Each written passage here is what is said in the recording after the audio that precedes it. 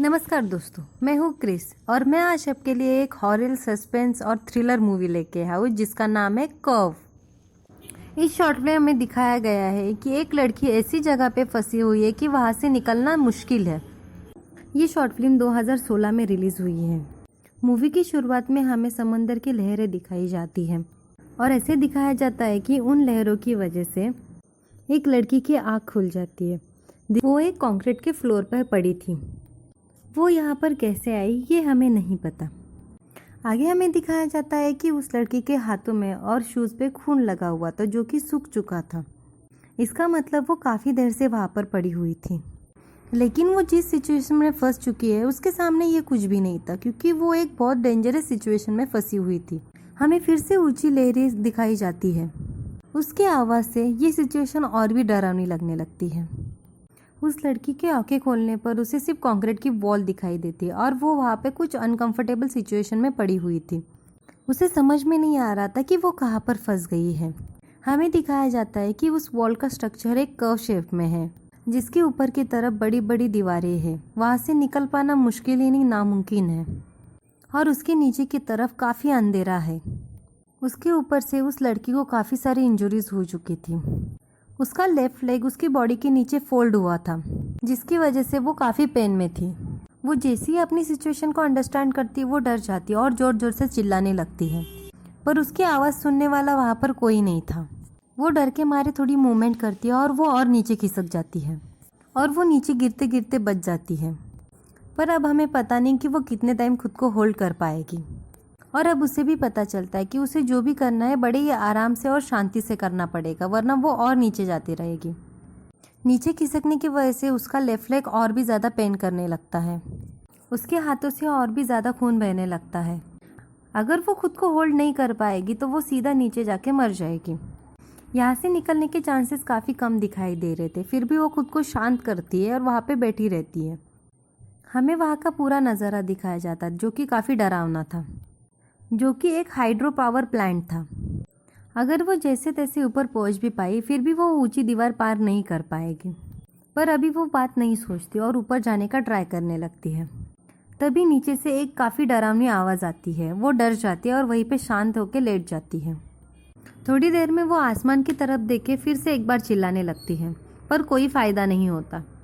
वो सोचती है कि अगर वो बिना कुछ किए यहाँ पर पड़ी रहेगी तो उसे मरने में काफ़ी टाइम मिल जाएगा, और अगर उसने थोड़ा भी टर्न लिया या फिर मूव करने की कोशिश करने लगी तो वो वहीं पे मर जाएगी। मतलब दोनों सिचुएशन में उसकी मौत तो पक्की है। फिर भी वो दूसरा ऑप्शन चूज़ करती है। वो अपने राइट लेग पे थोड़ा जोर देके मूव करने की कोशिश करने लगती है, पर उसका ये प्लान भी काम नहीं किया और फिर से थोड़ा नीचे स्लाइड हो जाती है। अभी वो सोचती है कि अभी वो जिस पोजीशन में है उसी पोजीशन में अगर वो धीरे धीरे ऊपर जाने लगे तो अच्छा रहेगा। वो अपने हाथ को देखती है जो कि काफ़ी बुरी हालत में था। खून की वजह से उसकी दोनों उंगलियां आपस में चिपक गई थी। वो किसी तरह से उसको अलग करती है और वो काफ़ी दर्द सहन करती है वहाँ पर, और अपने हाथों को अपने जैकेट से क्लीन करने लगती है ताकि वो ऊपर जाने की कोशिश करे तभी उसका हाथ स्लिप ना हो। वो अपने हाथों के ज़ख्म पर फूंक भी मारती है, उससे उसको थोड़ा आराम मिल जाता है। फिर एक बार ऊपर जाने के लिए वो अपने पैर और हाथों पर जोर देकर ऊपर सरकने लगती है और किस्मत से इस बार वो कामयाब हो जाती है और वो राहत की सांस लेती है। और इतने नेगेटिव सिचुएशन में भी कुछ पॉजिटिव हुआ था और वो फिर से अपने हाथों पर फूंक मारने लगती है और उसे शांत करने लगती है।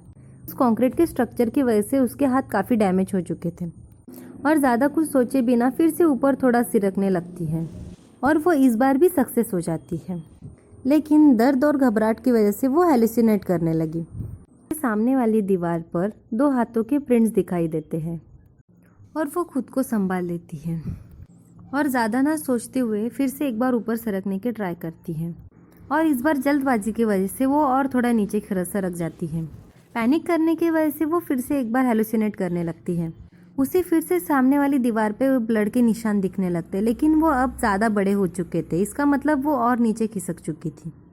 वो फिर से उस चीज़ को इग्नोर करते हुए ऊपर खिसकने की कोशिश करती है, लेकिन उसे नीचे से एक ज़ोरदार आवाज़ आती है और वो डर जाती है। फिर वो सामने वाली दीवार पर देखती है तो उस जगह पे और एक हैंडप्रिंट दिखाई देते हैं। पर उसका दिमाग उसे कहने लगता है कि इस चीज़ को इग्नोर करो, और जैसे ही वो ऊपर जाने का ट्राई करेगी वो बच जाएगी। पर हमें पता है ये मुमकिन नहीं है, क्योंकि वो किसी भी तरह से ऊपर वाली ऊंची दीवार पार नहीं कर पाएगी।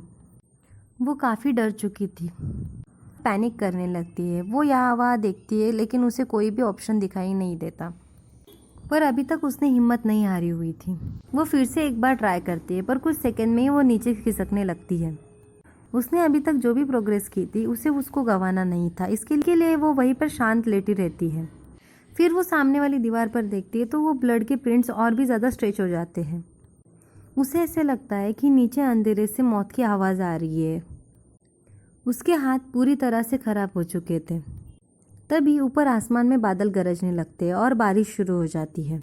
और पता नहीं इस बारिश से उसकी मदद होगी या फिर उसको लॉस हो जाएगा। लेकिन बारिश की वजह से उसको जहाँ पर भी दर्द हो रहा था वो थोड़ा शांत हो जाता है, लेकिन वो धीरे धीरे नीचे सरकने लगती है। फिर उसे याद आता है कि उसके गले में एक चेन है। वो चेन को अपने हाथ पे लपेटने लगती है और उसके सहारे थोड़ा खुद को होल्ड करने लगती है।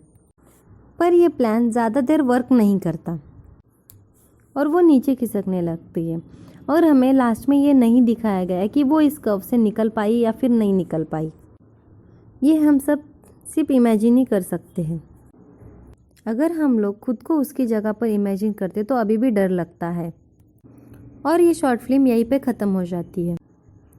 और आपको मेरी वीडियो पसंद आती है तो प्लीज़ चैनल को सब्सक्राइब करना, अपने दोस्तों में शेयर करना और लाइक करना। Thank you.